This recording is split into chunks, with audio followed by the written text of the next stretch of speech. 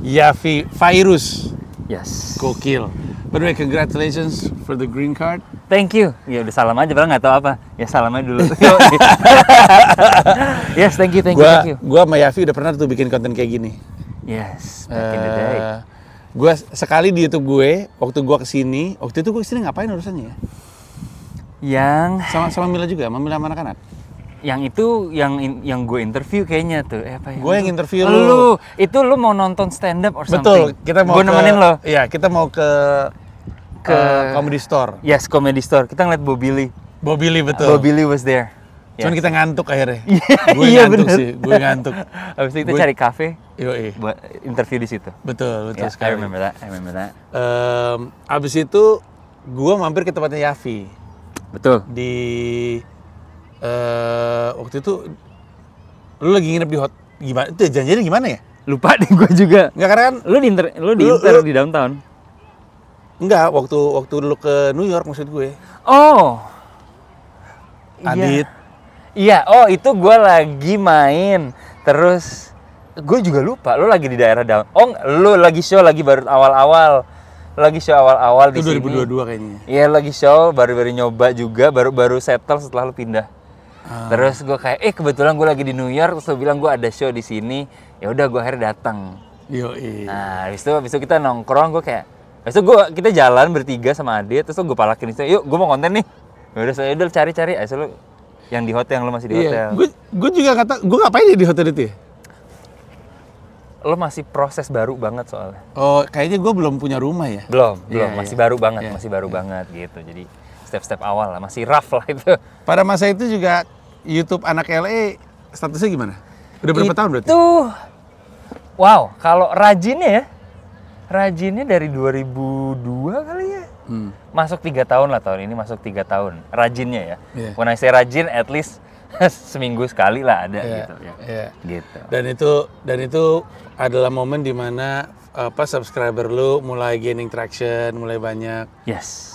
Iya. Pelan-pelan. Yoi. Pelan-pelan, udah. Content creator, bro. Yoi, jadi apa ya? It's menarik tentunya. I always have him to learn from. Dan di antara para pendahulu gue, walaupun it's a little bit different karena di sini gue ngeliat lo lebih bisa fokus. Ya lo tentunya udah ada niche-nya dari komedi, and then lo ngobrol ke politik, lo kemana-kemana. Gue di sini yang kayak apa ya, hashtag kabur aja dulu belum ada. Gitu. Bener lagi, iya bener. Iya kan, belum ada. Tapi gue dari dulu itu salah satu bukan inspirasi ya, apa ya, motivasi gue adalah gue dulu pindah ke sini sendiri, nggak ada temen. Keluarga gue juga clueless pertama kali pindah ke Amerika. Terus gimana caranya gue bisa membantu ya solusi tersebut biar kalau orang-orang pindah ke Amerika udah tahu, oh gini loh di sini, oh ini pengalaman teman-teman di sini begini, cara cari kerja begini. That's how. Hampir 20 tahun ya? Yes, Agustus ini 19. Ya hampir ya. Gila. Kelamaan Gila. cuy. How does it feel? Karena ya kan lu masih remaja waktu lu kesini kan? Betul. Iya. Terus tadi waktu gue jalan sama Yafi cerita dia pernah mau dipalak sama gangster wannabe, Ya. berantem, ada kisah cinta di sebelah sana.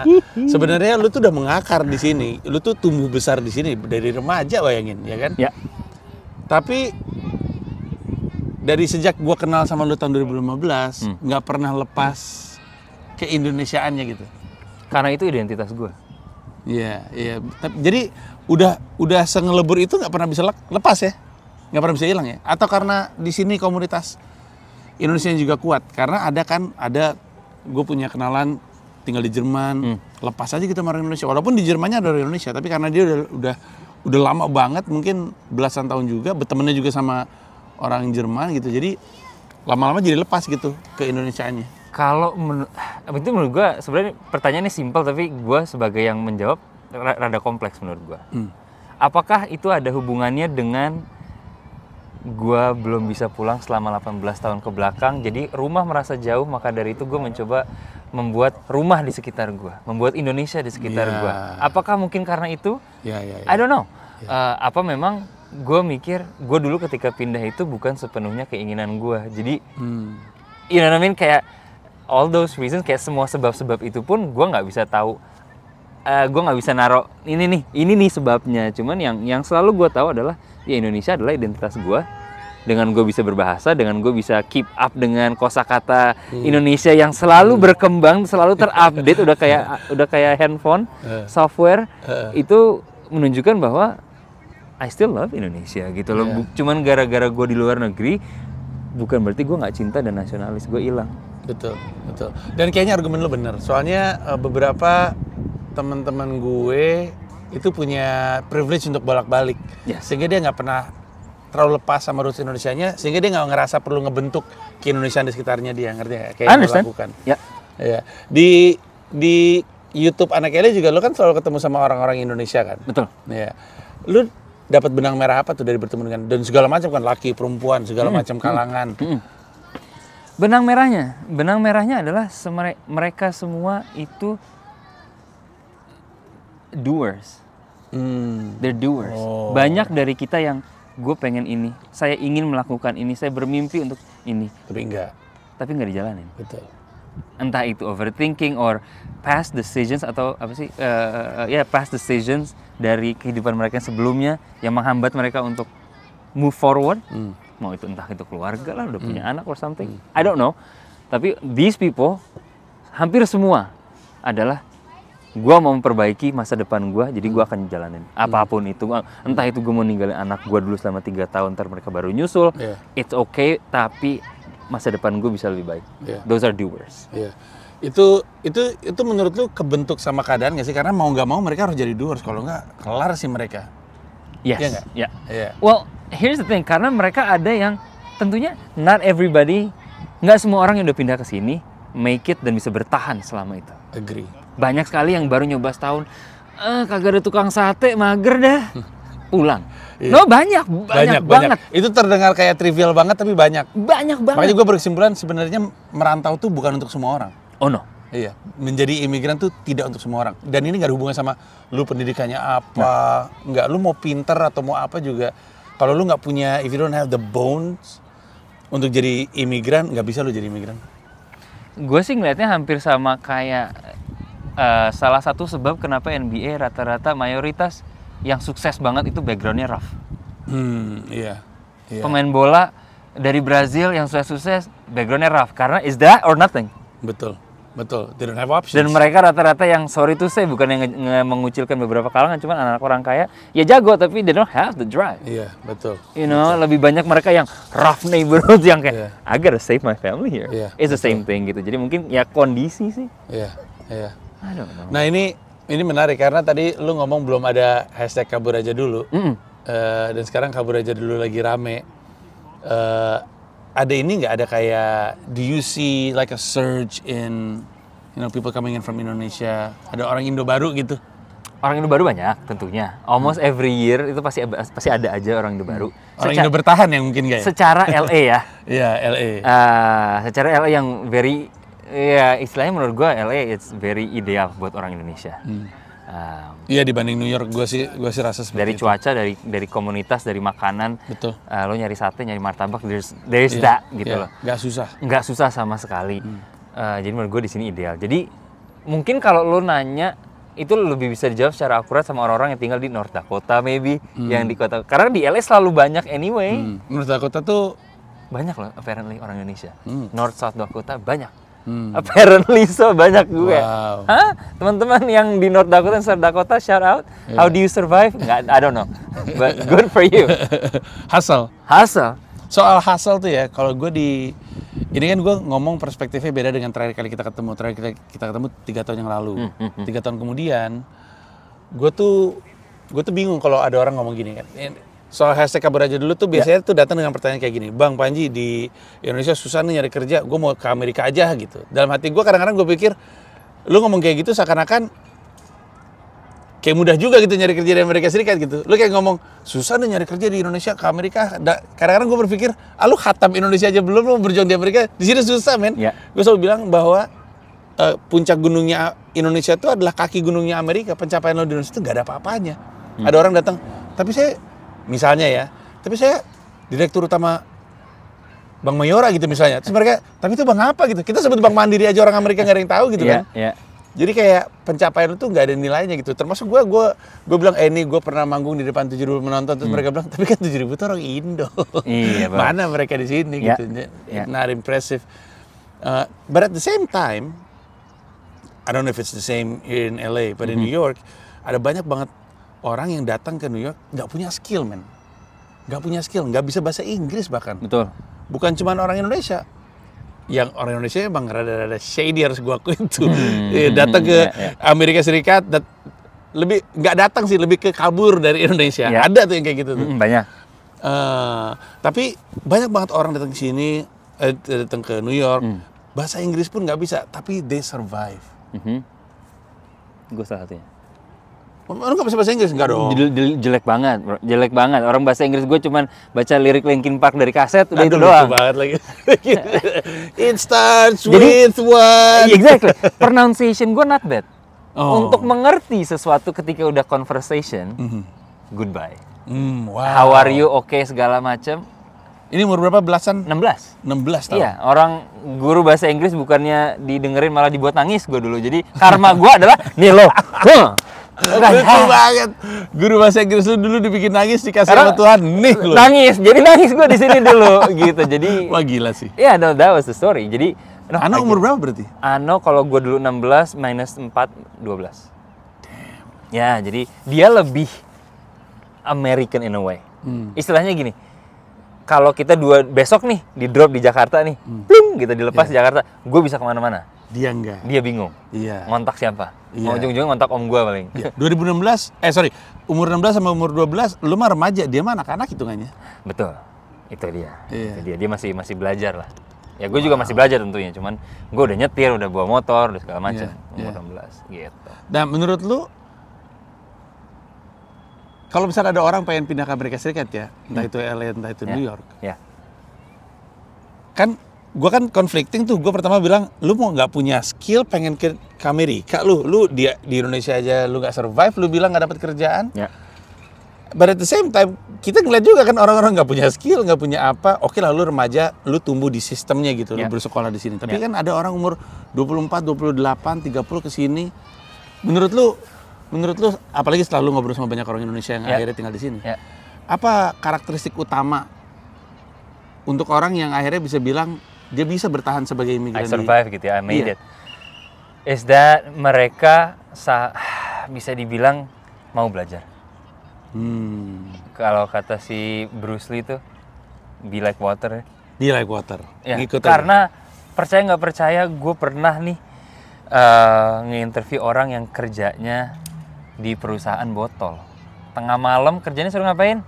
Make sure botolnya kualitasnya bagus. That's it. Botol jatuh, plung, dicek bagus, go.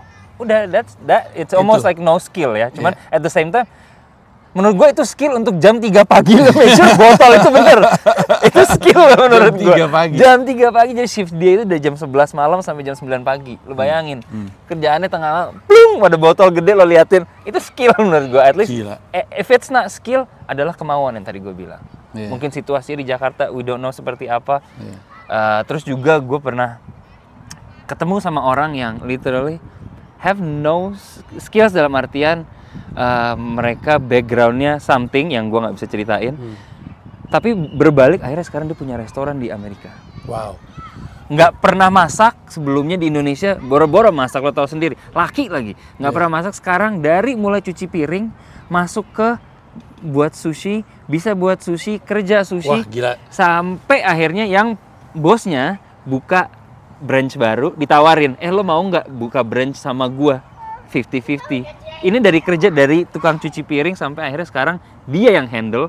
Gila, cerita gini banyak banget loh. Banyak banget yang sekarang akhirnya si restoran sushinya ini, si branch barunya ini akhirnya bosnya di buy out sama dia. Wow. Gue bilang keren. dia kayak, you know what? Dan dia jujur, dia bilang kayak, I can pay you out if you want out of this, since dia bilang lo nggak pernah bantuin gue di sini, let me just buy you out. Udah, bosnya bilang oke, dilepas, dan dia sekarang running that thing himself. Ya dia ada beberapa partner tapi minoritas itu lebih kayak coworkernya. But my point is, dari tukang cuci piring sekarang dia udah run itu tempat sushi. Yang kalau kita makan keluar American Express yang keluar, gue kayak sorry banget nih bos, Gokil. sorry banget nih bos. Gokil. So there's that. Jadi kalau misal lo bilang nggak ada skill, I don't think it's the biggest thing. Iya, bukan biggest thing ya. Berani nggak, mau nggak? Iya, kemampuan adaptasinya ada nggak gitu ya? Mental. Kekuatan mental menurut gue itu melebihi dari kekuatan fisik dan kemauan dan everything. Mental lo kuat apa enggak? Salah satu nih gue punya 2 cerita yang mirip kayak gitu. Sure. Satu di New York namanya Pak Awang Kitchen. Oh, oke, yes. Pak Awang Kitchen. Love his food. Pak Awang datang ke New York juga nggak bisa bahasa Inggris dan mulai kerja di resto. Sama, kalau siapapun kerja di resto dari cuci piring, cuci piring, terus buka kulit udang, gitu-gitu lah Literally, pokoknya. ya gitu tok.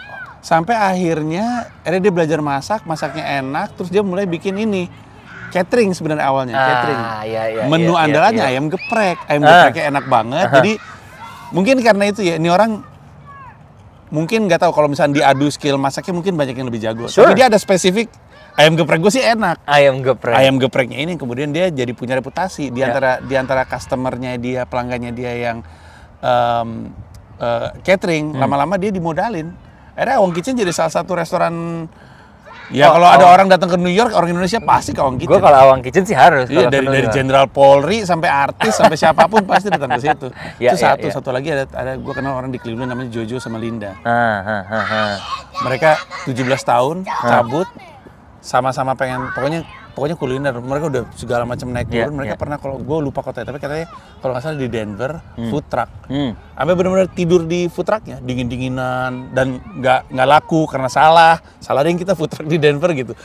Pokoknya berubah sampai akhirnya mereka di Cleveland udah punya 3 resto kalau nggak salah. Wow, gila men. Wow, gila. Itu gue datang ke 10,000 Hour yang harusnya gue ke LA tapi nggak jadi juga. Gue nggak ada kota West Coast loh. Now that I think about it, not one. Kalau kita hampir, tapi waktu itu gue pusing sama waktu itu ini agak kesulitan untuk bawa masa bule waktu itu. Nah, di 10,000 Hour Cleveland itu masanya bule karena si Linda sama Jojo itu ngundang customer restorannya mereka. That's great. Oke. Jadi saking udah established, dan si Linda cerita, jadi mereka dari yang berdiri di pinggir jalan, bagi-bagi, lu ngapain? Ini saya buka restoran gitu, bener-bener dari scratch gitu. Jadi di satu sisi grit-nya tuh penting, di sisi lain opportunity-nya juga ada sebenarnya for anybody. Ya, ada. If you have the grit, the opportunity presents itself, gitu nggak?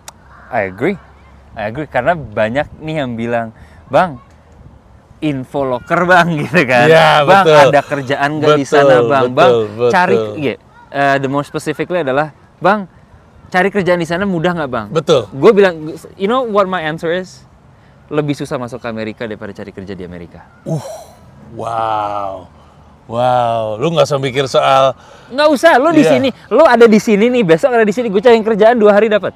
Betul. Tapi masuk ke Amerikanya ini susah. Iya. So that's the thing. Jadi gue bilang, nggak usah mikirin cari kerja di Amerika, mikirin bisa nggak lo memijakan kaki lo di Amerika. Ketika itu bisa kerjaan, we'll do it and the rest then it's yours. You know, lo gimana caranya lo survive, that's on you. Cuman bisa nggak nih lo masuk nih? Lo masuk deh. Iya. Itu udah skill sendiri sih. I think so. Itu udah skill sendiri. Ya ganti pertanyaan lo, Bang, gimana caranya masuk Amerika? Nah itu agak susah jawabnya tuh. Kalau gue punya excuse. Lo punya excuse? Excuse gue adalah gue pindah ke sini umur 16, semua yang ngurusin mak gue. Betul. Gue kagak ngerti apa-apa. Betul. Kalau lo mau, lo kontak narsum gue bilang gitu. Makanya abis gue konten sama narsum yang teman-teman gue pindah ke sini sejak dia udah dewasa. Ya DM gue penuh ya, pada nanyain ya. There you go.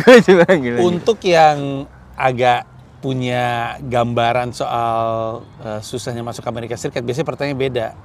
Mas Panji, visanya apa? Biasanya gitu. Kalau ini mumpung kesempatannya, gue cerita kalau gue tuh O1. O1 tuh kalau di kategorinya tuh alien with extraordinary ability. Jadi kalau misalnya lu punya kemampuan khusus, termasuk kalau misalnya lu adalah aktor tuh visanya O1 kalau gue nggak salah. Artis visa ya? Seniman? Iya, untuk seniman lah gitu, termasuk gue. Dan seniman lo berarti ya? Yoi.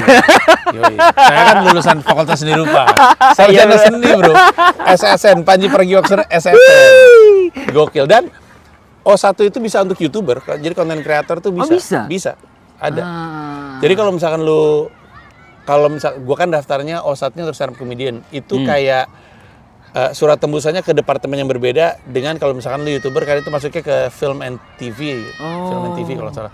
Jadi kan harus gue akuin, ini gue kasih tau dari sekarang aja ya, kalau misalkan lu kepikiran kayak gitu, mahal sih, untuk gue aja mahal. That was my next question, is it worth it? Lu udah established.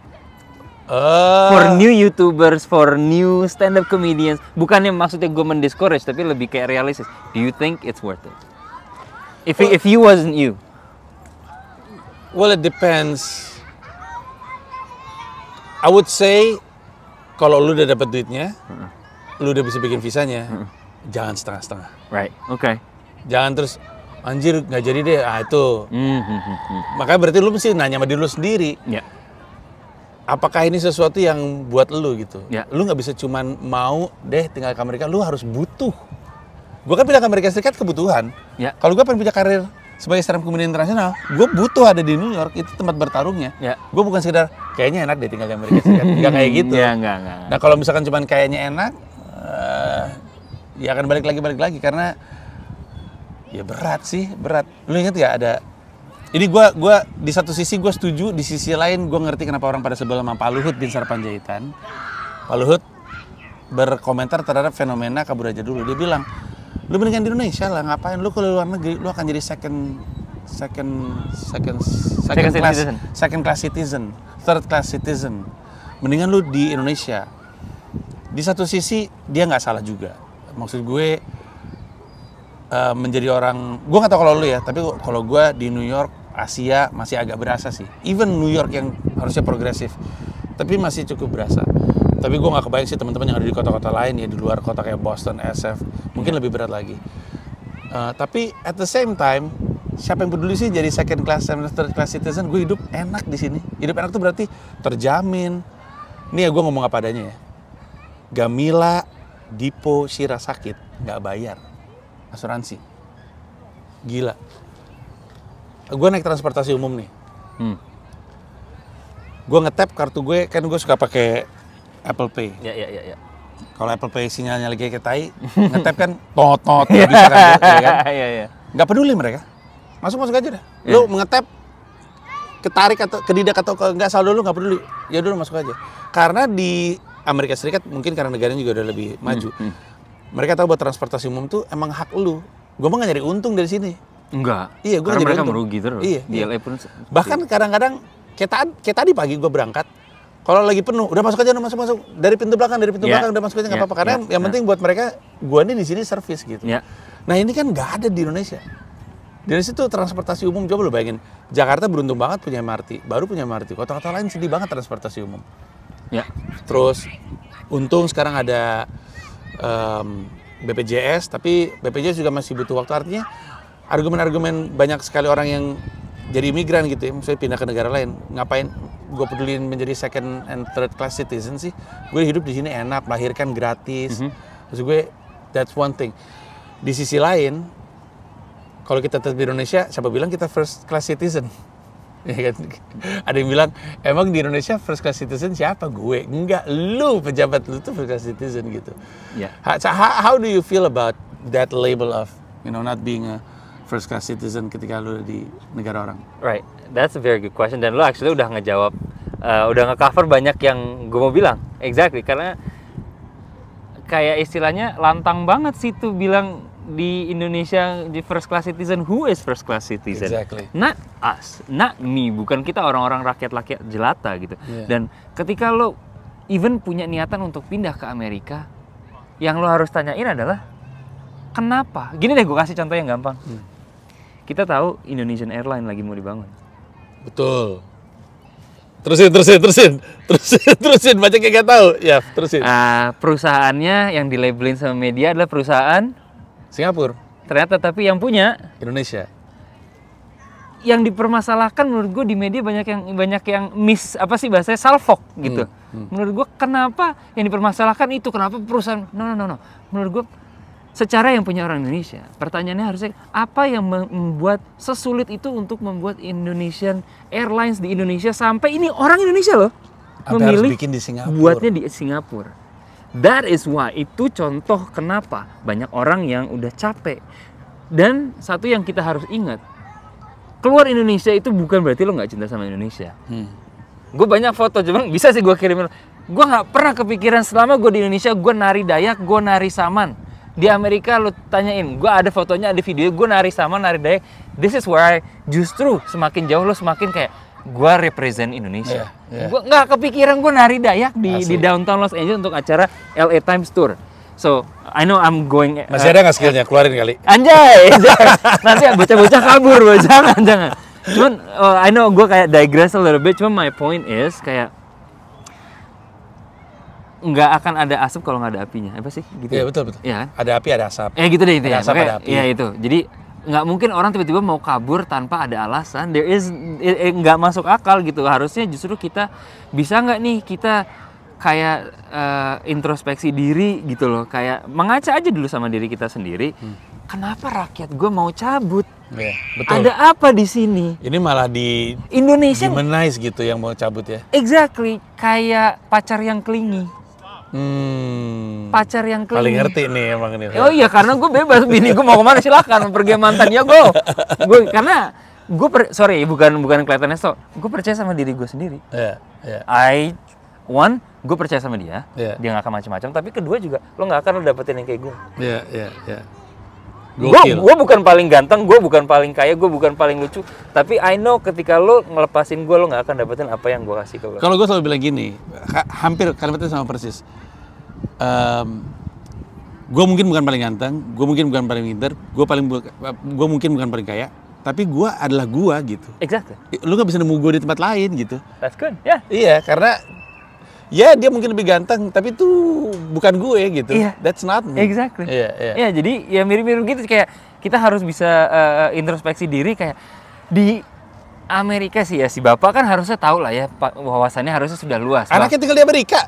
Harusnya tahu dong. Ada sekolah di Amerika. Dapat laporan, Pak, aku mau cari sate malam-malam nggak ada, di Indonesia doang adanya. Kayak those things yang Indonesia punya, yang kayak basically kenikmatan Indonesia itu tidak bisa didapatkan di Amerika, tapi tetap orang memilih untuk yaudah deh, gue merelakan kenikmatan tersebut demi masa depan gue sendiri, karena negara gue tidak bisa memberikan apa yang gue inginkan gitu loh. Nah itu sih soal first class, second class citizen ini sebagai argumen aja, karena ini juga lagi rame. Di Indonesia tuh banyak PNS tuh lagi kesulitan, antara mereka nggak jadi diangkat karena katanya pemerintahnya lagi nggak punya duit. Jadi penghematan, jadi mereka diundur. Tadinya mau diundur setahun diundurnya. Jadi udah berhenti kerja. Terus malah nggak jadi ya. Udah keterima deh dulu, udah ujian, udah lulus, udah dapat penempatan, harus dilantik, tiba-tiba nggak jadi tahun depan. Lu bingung kan lu udah berhenti. Sampai akhirnya rame banget, terus Pak Prabowo ternyata kupingnya lebih tipis daripada Jokowi, jadi langsung reaktif. Akhirnya dimajuin lah. Tapi anyway itu sempat jadi polemik. Itu satu. Terus begitu ada yang gaji ke-13 yang nggak keluar, maksudnya THR yang nggak keluar, kasihan. Ada yang dipecat-pecatin. Pada saat yang bersamaan, pejabat-pejabat ini dapat fasilitas-fasilitas yang nggak perlu. Kayak di luar negeri, menteri nggak punya mobil, nggak dikasih mobil sama negara. Kata kalau di luar negeri gitu mah, lah kan udah digaji, ya beli mobil pakai gaji lu aja gitu. Kenapa negara mesti kasih lagi? Jadi pejabat-pejabat dikasih mobil padahal nggak perlu. Dapat tuh ya? Dapat, men. Dapat. Saya kurang tahu. Menteri-menteri dapat dikasih rumah, men. Dikasih rumah, dikasih mobil, dikasih segala macam tunjangan untuk kehidupannya. Padahal mereka nggak butuh dapat itu karena mereka udah digaji. Lah ini orang yang butuh untuk dapat pekerjaan dikasih aja nggak. Now tell me, siapa yang citizen kelas 1 sampai citizen kelas 2 di Indonesia? That's why orang pergi keluar.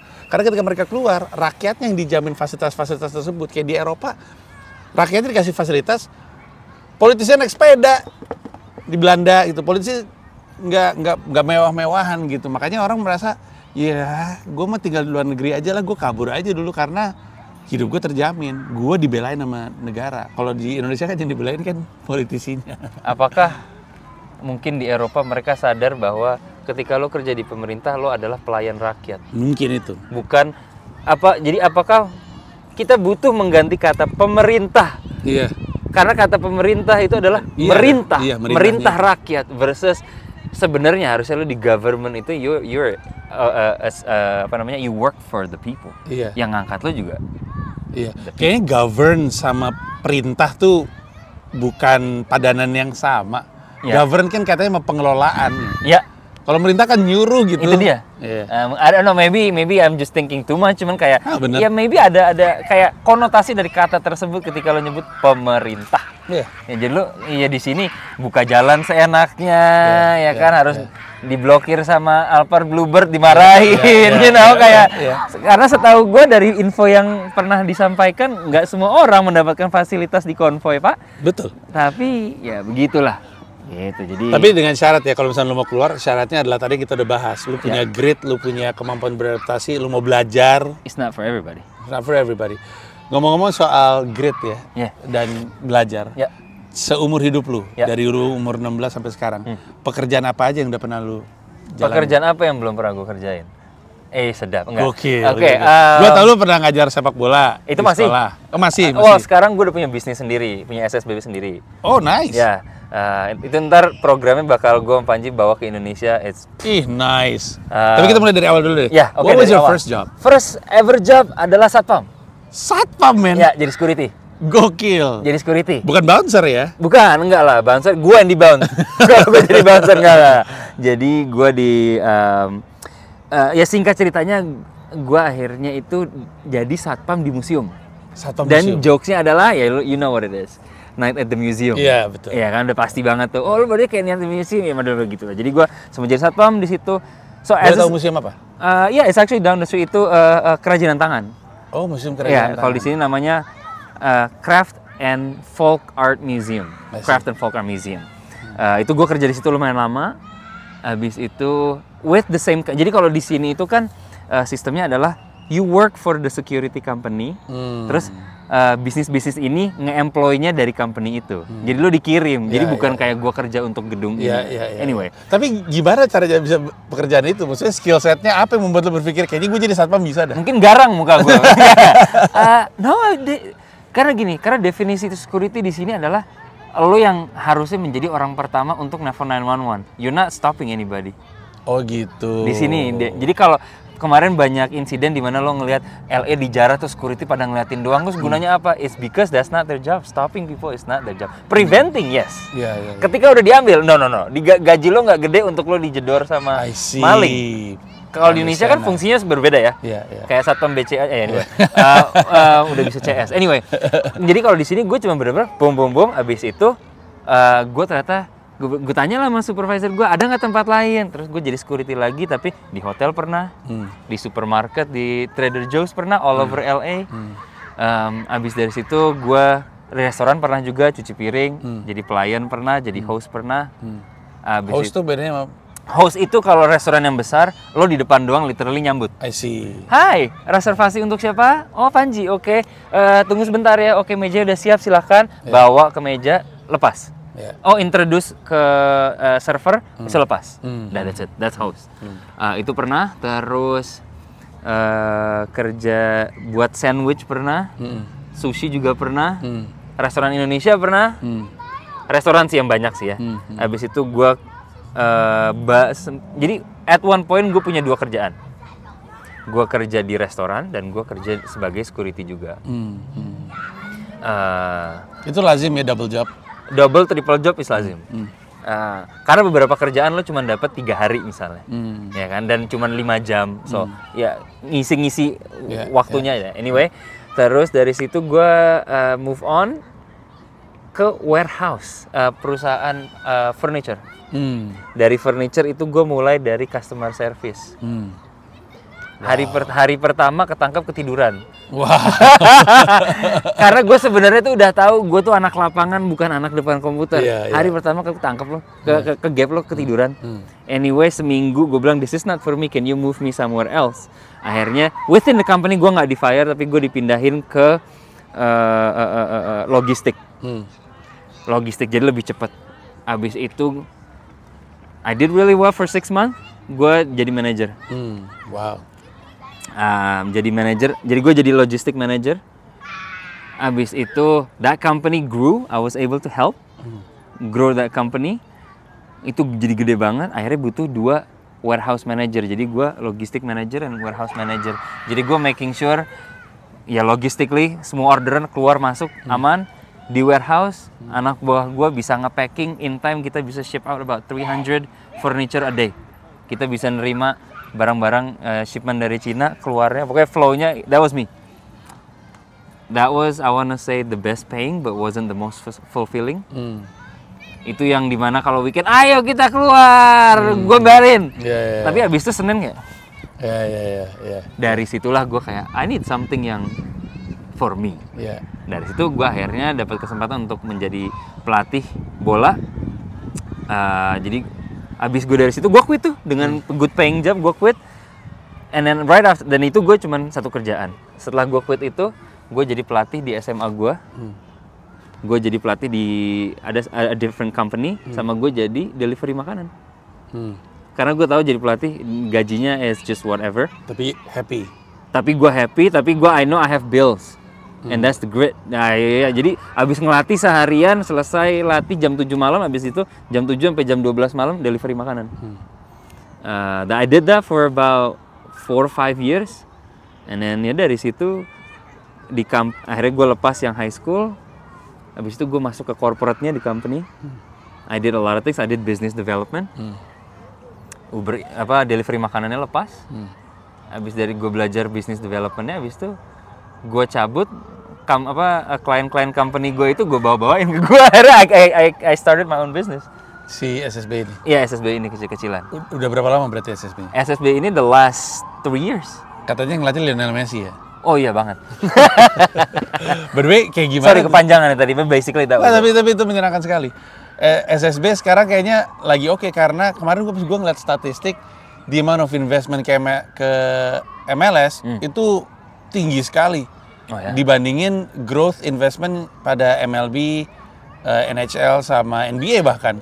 Karena faktor Lionel Messi-nya kali ya? Itu dan ceiling kita masih jauh. Iya. Di mana NBA ya udah gede, udah nyampe ceiling lah, tinggal gimana caranya sustain. Kalau MLS kan masih jauh ya. Iya, lo lihat aja timnas Amerika itu belum terlalu mencerminkan situasi sepak bola aslinya di Amerika.